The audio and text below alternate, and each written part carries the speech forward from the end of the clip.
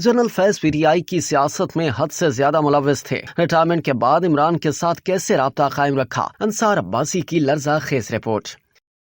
Senior सहाफ़ी अंसार अब्बासी की खुसूसी report के मुताबिक सरकारी ज़राए का दावा है कि साबिक DGI lieutenant general retired Faiz Hamid अपनी रिटायरमेंट के बाद पीटीआई की सियासत में बहुत ज्यादा मुलव्वस थे। इन ज़राए का कहना है कि साबिक जनरल पीटीआई क़यादत को मशवरे देते थे कि पार्टी को सियासी तौर पर कैसे फ़ाल बनाया जाए। जनरल फैज और इमरान खान के दरमियान जेल के अमले के कुछ अरकान समेत मुख्तलिफ चैनल्स के जरिए राब्ता था। इन ज़राए का कहना है कि जेल के अमले के कुछ अरकान पहले ही अपने बयानात कलमबंद करा चुके हैं, जिनसे फैज इमरान ताल्लुक और उनके दरमियान बिलवास्ता बातचीत की तस्दीक होती है। हुक्मरान जमात के रहनुमाओं बशमूल बाज़ वज़रा की तरफ से मुतादिद मरतबा कहे जाने के बरक्स इस नुमाइंदे के साथ बातचीत में ताहाल किसी ने 9 मई के हमलों या फौज में बगावत कराने की किसी कोशिश में जनरल फैज के मुलव्वस होने की तस्दीक नहीं की। जनरल फैज हमीद गुज़िश्ता 2 बरसों के दौरान फौज और उसकी आला क़यादत को निशाना बनाने वाली जमात पीटीआई के साथ सियासी राब्तों में मुलव्वस पाए गए हैं। आर्मी एक्ट के तहत जनरल फैज को रिटायरमेंट के बाद 5 साल तक सियासी सरगर्मियों में हिस्सा लेने की इजाजत नहीं थी, लेकिन उन्होंने इस पाबंदी की खिलाफ वर्जी की। एक सियासी जमात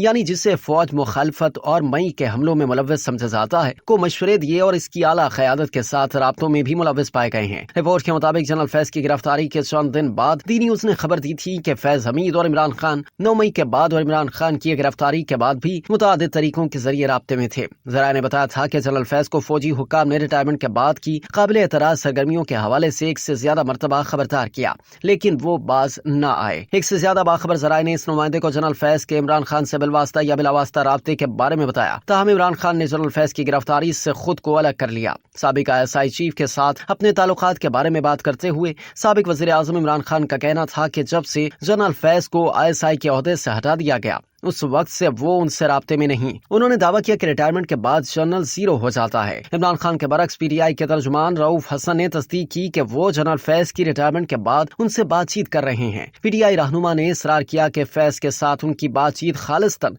समाजी नौयत की थी और इसका सियासत से कोई ताल्लुक नहीं था। ताहम हुकूमती वज़रा और नून लीग के रहनुमा जनरल फैज पर हर तरह के इल्जामात लगाते हैं और उन्हें 9 मई के हमलों से जोड़ते हैं।